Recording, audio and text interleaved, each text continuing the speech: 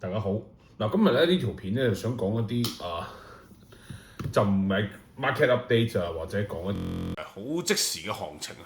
嗱，最近咧就同一啲朋友食飯啦，咁啊當然啦喺過去今年啦其實美股都唔算表現太差，係咪 S&P 都有成10%，但係咧其實咧睇翻好多散戶或者一啲身邊有啲朋友咧。今年嘅投資表現咧都係相當差嘅，最主要就係由4月去到6月呢一轉咧，半導體或者相關嗰啲，譬如話光通訊啊、存儲晶片啊、數據中嗰啲即係好多個科技股咧升得好急嘅呢一轉咧，好多人咧其實反而調翻轉咧係上升，咁當然啦佢哋冇貨。但係咧，去到高位嘅時候咧，有人借錢炒啦，係咪先？有譬如韓國散戶咁樣啦，槓桿啦。咁我想問咧，就想同大家分享下，究竟我自己喺呢一行咧做長線投資都超過15年，咁其實做咗咁耐 buy side，點樣係有一啲乜嘢嘅可以防止你太快俾人即係好似西出局咁啦？你知呢個遊戲咧。賺錢投資基本上係一個長線嘅一個佈局嚟㗎，咁唔係話如果你太過快三振出局嘅話咧，咁基本上冇人幫到你㗎嚇。咁今日我就想同大家講講我嘅一啲諗法啦，分享下一啲我嘅經驗啦，同埋究竟如果你係一個普通散戶嘅話咧，你一定要緊記邊啲嘢唔好做啊，因為喺呢個投資嘅世界裏面咧，你先要學習就係唔好死。唔好俾人摟出局，你先有機會最後勝利嘅。嗱，我係細沙，如果大家中意我分享嘅話咧，可以 like subscribe 我嘅 channel。呢個 channel 都純粹吹下水嘅啫，絕對冇任何投資意見嘅。嗱，如果佢咁樣睇翻咧，根據我過去炒股票咁多年咧，最容易輸嘅其實都唔係單邊大跌市喎。其實最容易輸嘅反而就係嗰啲股市好短時間一個急升嘅股市去到頂位。好多人都搶，好多人好似今年啦。嗱，如果今年最容易睇嘅就係4月份，當呢個伊朗同美國即係伊朗被美國打啦，咁之後咧出現一波好快好急速嘅爆升，跟住最勁嘅就係好多嘅半導體公司啦。嗱，其實噏得出都有㗎啦，基本上除咗 Nvidia 冇升之外咧，設備股嘅 ASML 啦、LRCX 啦，係嘛？咁Prime Materials 啦，去到光通訊 AOI 啦，係嘛？有一隻叫做新思科技啦，係嘛？咁跟住去到存儲嘅 Seagate 啦，係嘛？SNDK 啦、美光啦，係嘛？SK Hynix 啦、Samsung 啦。CPU 嘅就有 ARM 啦，係咪？咁仲有呢一個得 AMD呢個 Marvell MRVL 等等啦。嗱，其實我真係就咁噏咧，噏到10幾20隻出嚟㗎啦，已經。咁呢一堆咧，基本上咧，市場當時候運身咧，就將所有資金推落去呢度。嗱，喺過往有冇見過呢啲單邊行情嘅？絕對有。嗱，今次呢個行情咧係勁嘅，勁在乜嘢咧？所有板塊大部分資金都吹晒去嗰度。以往2020年有冇見過？有見過就係嗰啲單邊上升嘅發夢股啦，包括當時候好多冇盈利嘅股票啦，最勁嘅為首就係 Tesla 啦，跟住又見過有乜嘢咧？譬如話有呢個GME 啦，係咪 GameStop 啦？嗱，其實呢所有嘢溫故知新。天下太陽之下無新事，基本上所有嘅套路咧都係一樣噶啦。嗱，股市最難人、最令人又愛又恨嘅就係佢可以帶俾你好快速嘅致富。最重要就係你見到當股票價格瘋狂上升嘅時候，你大腦分泌嘅多巴胺咧係極度瘋狂嘅。呢種瘋狂咧就好似人咧進入呢個高潮咁樣。咁其實咧。大家唔使覺得我覺得好核突喎乜嘢，其實就係咁，同催產素啊，係嘛？多巴胺啊等等嘅嘢咧，都係分泌嘅一樣。點解啲人炒嘢，譬如末日期權啦、炒期貨啊、炒股票啊、槓桿啊等等，會令到你嘅人心跳加速、手心冒汗？有冇諗過呢個問題？其實就係因為佢令到你一種刺激感。譬如話。我今年實際有持有就係呢個 CPU 股啦 ，ARM 啦咁我有持有 ARM，咁其實咧都唔能夠喺最高位買到啊。大概當時我買150幾至160幾蚊，但係亦都唔係我主要重倉嚟嘅。咁但係佢真係好瘋狂喎！佢講緊係個半月裡面咧，由100 50幾160蚊，升到最高470幾蚊。嗱，如果聽到個升幅咧係接近200%，但係講緊係呢度40個交易日啫，只係40日啫，即係交易日係冇咁多添啊。咁你就可以瘋狂想像到嗰種瘋狂係幾瘋狂，係嘛？嗱，呢一種情況下咧，最容易吸引到散戶嘅就係去到中後段。嗱，中後段咧，我哋有時叫做 distribution 啦，派貨嘅階段啦。你好少見到有啲散戶可以喺 consolidation 喺整固嘅時候咧，你能夠入到場嘅。嗱，我亦都係憑圖表咧睇到呢一隻嘢。咁當然啦，我之前如果係好有信心咁，我然啦係唔會噶嘛，我係唔會知道。咁但係我亦都明白嗱，好似播種咁，你係有機會出現爆升，因為嗰時存儲晶片亦都升得好勁。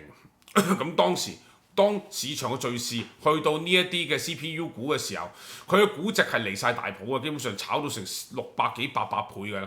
你如果純粹睇 price to sales，市盈率啦、PE multiples 啦、forward PE 等等啦，無論點樣都冇辦法 justify 到佢係一嘅6、7千億市值嘅公司嚟嘅炒到。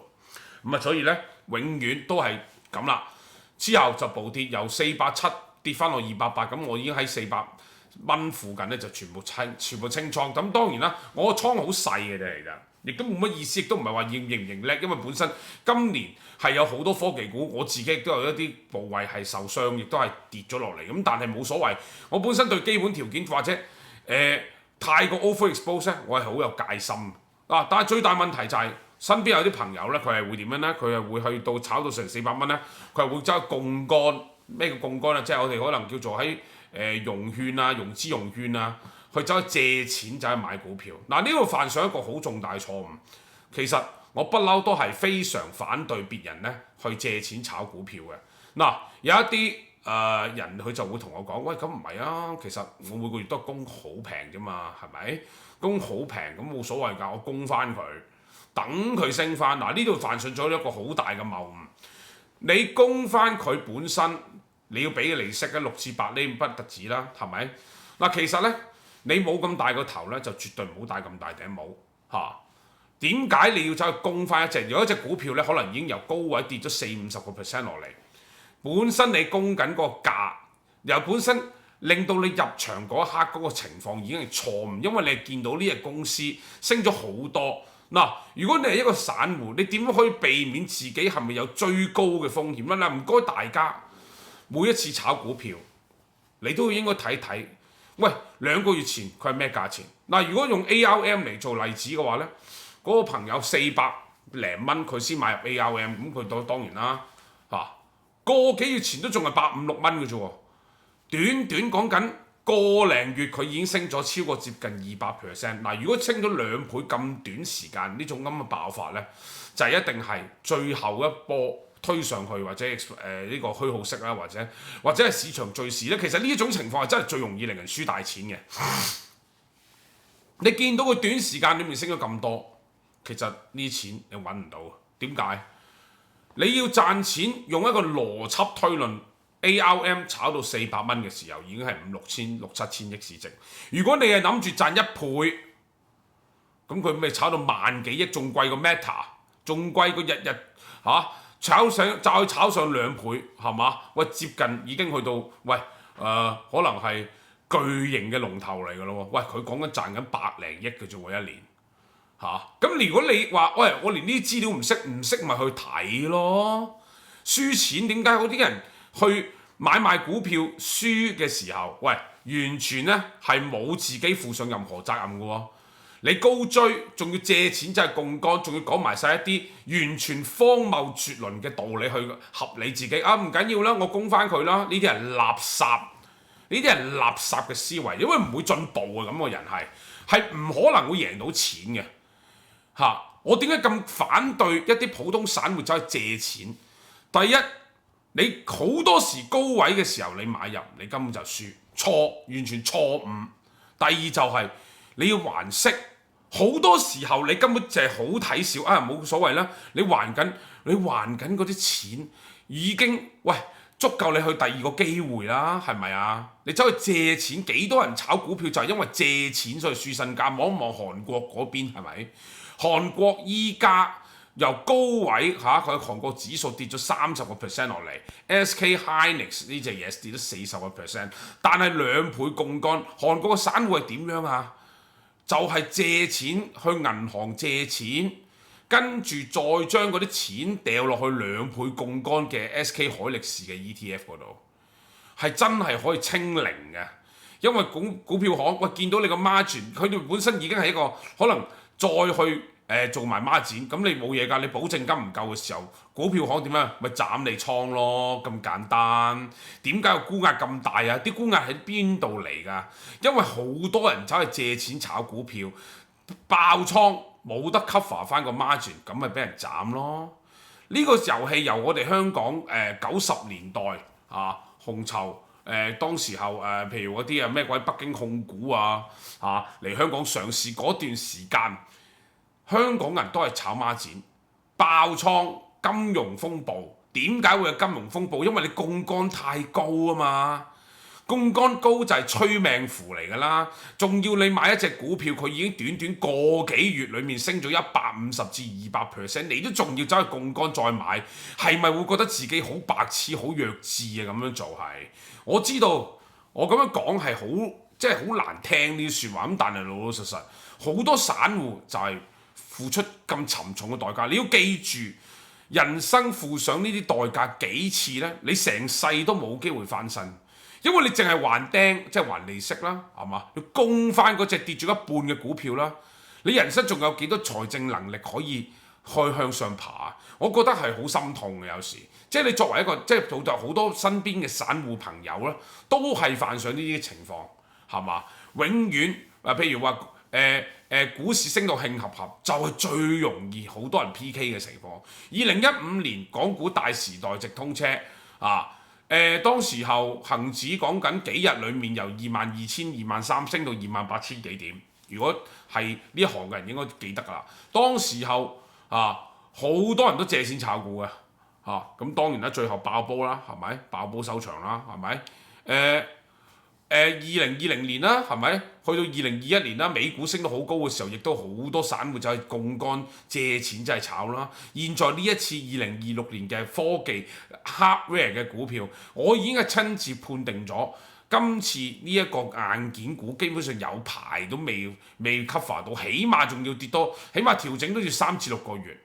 你望望黃金嘅走勢同或者白銀啦，係嘛？白銀同今次費城半導體指數基本上嘅走勢只係爭4個月嘅啫，即係白銀嗰個圖咧係領先費城半導體4個月，而呢4個月即係白銀喺高位之後係插咗40幾個%，現在嘅費城半導體指數從高位只係跌咗20%，即係可能只係散腰所以我1個月前已經話半導體過熱最後俾我睇中咗，佢真係出現真係最後一波嘅燦爛嘅煙花，就係費城半導體喺5、6月嘅時候爆升，好多散戶就係喺爆升呢度，因為睇到譬如富途牛牛出嗰啲新聞就覺得喂掂啊！今次連續升10幾日首先呢個有一個謬誤就係連續升咗10幾日，原來就係好嘅機會。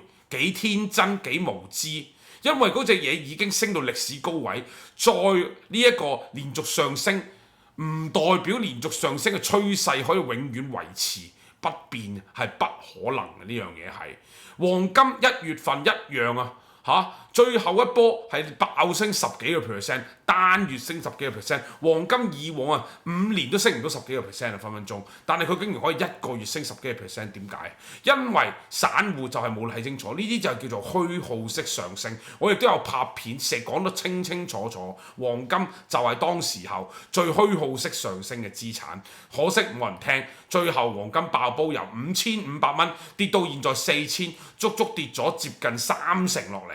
但係當時候1、2月黃金未暴跌之前，所有人都係長線睇好而半導體嘅情況一樣，散戶就係點樣喺費城半導體連續上升10幾個交易日，去到瘋狂，去到虛耗式嘅情況之下，大家就完全睇好所有嗰啲無論 AAOI 嗰啲GLW 係嘛，或者 Marvell ARM AMD 存儲晶片啊、美光啊，喂，你而家可以睇到好多嘅台灣散戶依然就係覺得，喂，美光或者 SNDK 啊等等，喂，佢哋其實咧咁樣下跌係唔合理嘅，乜嘛，我仲要加大，咁冇所謂㗎。美光或者 SNDK 當時候只係跌20%，已經大把台灣散戶喺網上面寫瘋狂撈底，對唔住，最後再整多10零20%俾你嘆下，股市就係咁無情㗎啦，就係咁無情㗎啦。點解 SNDK 會跌得咁勁啊？我亦都有講過，存儲晶片根本就係周期性嘅嘢。當然啦，又係得我自己一個喺度自吹自擂，自己喺度拍片講啦。咁冇人會聽。咁最後 SNDK 由高位插咗40幾個%落嚟，就嚟腰斬㗎啦已經，而掉到1300幾蚊，由最高2300跌到1300，係咪？現在係咪停啊？未停㗎。點解啊？大家睇睇個圖 ，SNDK。叫閃迪啦 ，SanDisk 呢間做存儲記憶晶片最定嘅，佢就當然可以做到 HBM 啦。當然啦 ，HBM 三大巨頭 SK Hynix、Samsung 同埋美光都未輪到 SNDK 啦，係嘛？只不過記憶體嘅 shortage 短缺令到呢間公司爆升。由上年望一望個圖，係由低位即足上升35倍，你冇聽錯，係35倍。但係好多嘅散戶睇唔到，因為佢哋量度唔係用上年開始升個口嚟量度㗎。我就同大家分享嘅就係、要喺呢個股市遊戲裏面，你望下個 up trend， 個 up trend 就係、上年之前 SNDK 從來都係一隻冇人會買嘅股票嚟嘅。由上年第三、第四個季度開始，隻嘢低位由10零蚊一路爆升，30幾蚊，一路上升到最高而家咁1000幾蚊咯，係咪？升咗幾多？升咗30幾倍。如果你由嗰度量度嘅話，跌一半梗係跌得少啦，係咪？但係對唔住啊，大部分散戶唔係咁睇㗎，佢哋係見到隻嘢升咗30倍就開始買㗎啦，仲要槓桿。咁你有冇諗過就係呢隻嘢已經升咗30倍，幾千億，由10幾20億市值升到幾千億，有冇望下呢隻嘢個 market cap 究竟係值幾多啊？大家有冇做清楚功課啊？錢係你自己嘅袋，你冇得怨天尤人，唔好再係同人哋講話。如果我有內幕消息，我知道第一手材料我就會賺錢。對唔住啊，唔使有第一手材料我都知道呢隻嘢係唔掂得㗎，其實。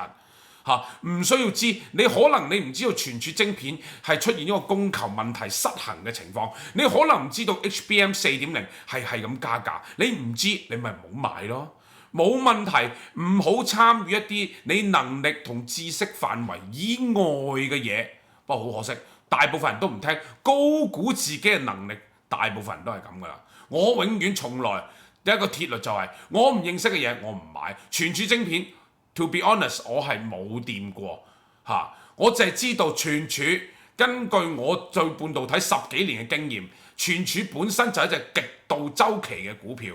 既然我唔能夠喺個低位上車，咁我唯有錯過，咁我咪研究第二啲嘢咯。但係大部分散戶包括台灣啊、韓國嘅散戶，佢哋都唔係咁相信嘛。佢相信 this time is different。點解咁講啊？佢認為 HBM 永續嘅呢一場情況，我唔可以話 HBM 係咪一定唔能夠，即係佢可唔可以變成 SK Hynix， 可唔可以變成另一間台積電，好似變成一間真係可以將嗰個 multiples 上升到30幾倍，有冇可能？咁有可能嘅。咁但係存儲晶片暫時如果高頻寬嘅可能都仲得，但係低端嘅，喂。講真，記憶體晶片邊度值錢㗎？大家可以望一望美光科技，過往一樣係周期性好強。當周期供求已經係平衡，再去到供應多過需求嘅時候，美光科技係蝕錢嘅喎。大家知唔知啊？冇人再去睇翻啲 track record 嘅喎，冇人去睇嘅喎。而家有 AI， 你哋都唔用過少少努力去撳下個 AI 去睇下，喂，點解以往呢啲股票咁多人喺週期底部，哇幾百倍佢哋就唔會再買美光，但係現在大家就話，哇美光科技得幾倍 PE 啫喎，幾倍 PE 會唔會係一個 trap 啊？大家都睇到點解仲會係咁跌呢？點解佢業績咁勁，可以出業績嗰下暴跌15%呢？冇人諗呢啲問題㗎，呢啲問題太複雜，太難諗。嗱，其實咧，我覺得作為一個散戶咧，你只需要明白，你唔好做槓桿，唔好高估你自己嘅嘢。你淨係識一種股票或者一個板塊嘅股票，你已經好了不起㗎啦。再保持耐性，唔好個市炒到興合合嘅時候去諗。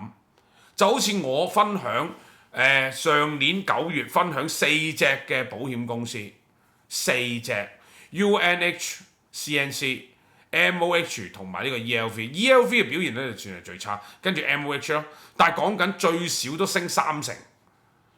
CNC 最勁啦，升咗就嚟由我推介25蚊，升到現在65，幾多 percent 啊？